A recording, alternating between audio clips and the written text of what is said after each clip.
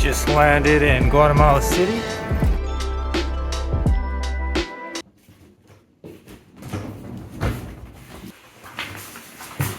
One bag for clothes, one bag for cameras.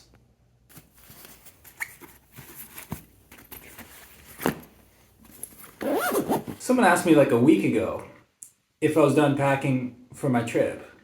And I was like, no, I hadn't even started. I packed the way every experienced traveler packs. 5 a.m., the night before my flight. In a sudden panic, desperately grabbing any shirt I can find. That's the way to do it.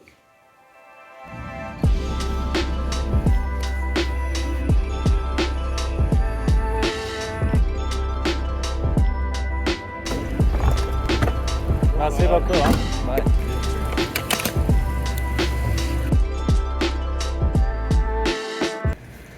Man, it feels good to be back. Montreal Airport. It's been a while. It's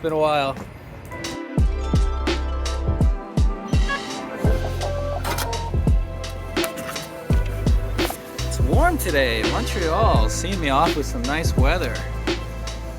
So inside it's not packed.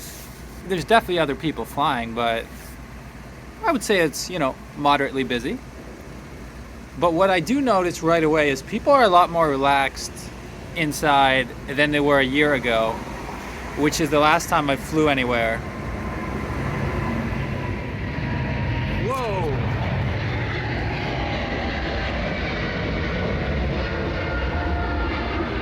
Anyway, the vibe in there is a lot more relaxed than it was a year ago. There's, sanitation stations everywhere, security check, everything's very... Of course, one thing that is a bit different than before is the testing requirements. For a lot of destinations, you're now required to get not just vaccination, but the COVID test within 3 days before you fly.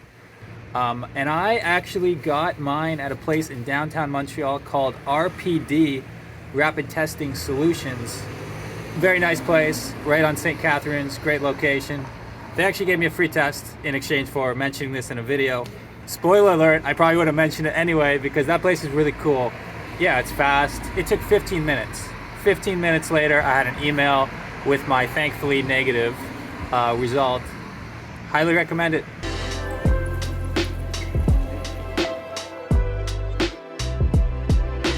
This is how you travel, my friends.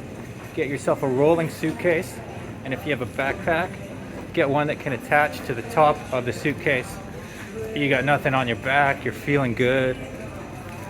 That's how you live the airport life.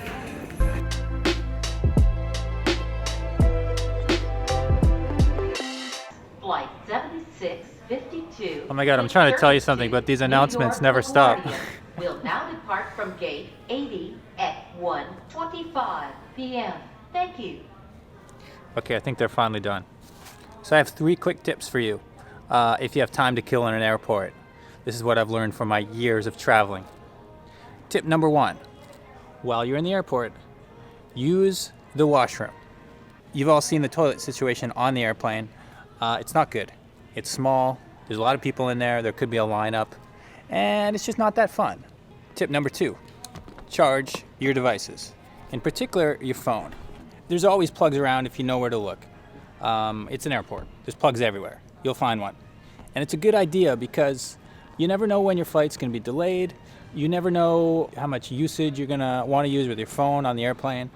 And I don't know, something about flying. My phone battery always dies quickly. So if you have 20 extra minutes to charge your phone, I highly recommend it. And my final tip for you, you ready for this? This is the best one of all.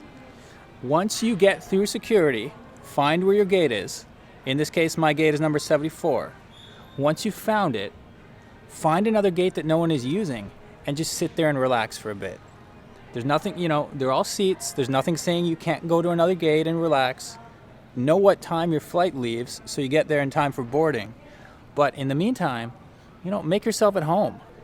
Instead of elbowing someone else, I got all this space to myself. It's also useful when you're talking to your camera like I am. You don't want people to think you're a total weirdo, so you go somewhere quiet.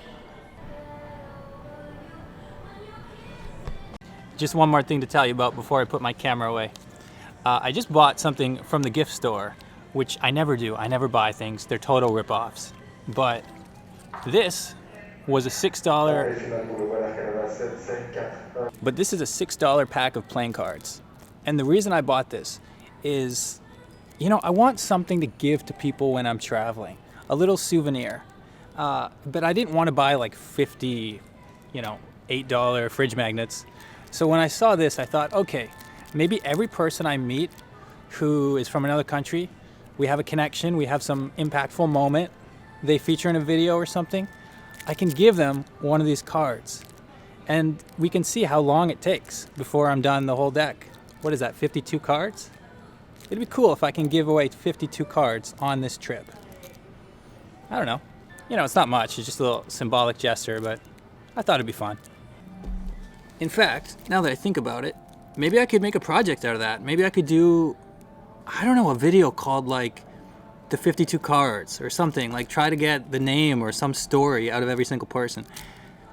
That could be way too complicated. Maybe I'll just give them away, but let me know if you think I should really do something special with these cards, or if you have any idea with what would be cool. Leave a comment.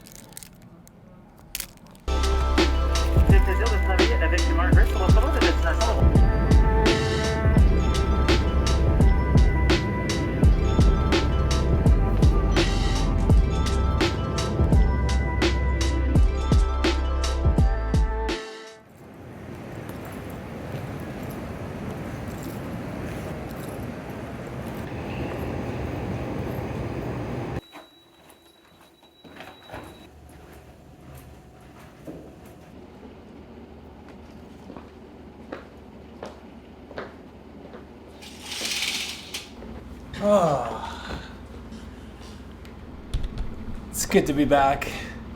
Not everyone knows this, but Guatemala was the first big international trip I took in my life. I visited here way back in 2011. When I was a student, I took a class here in the summer of 2011. And it opened my eyes to traveling. I have a special place in my heart for this country. I'm excited to see what I remember. I'm excited to see how it's changed, which I'm going to start exploring tomorrow. But right now, I'm about to explore that bed, which looks amazing. It's time for me to get some rest. As always, I'm Dan from The New Travel. I'll see you next time.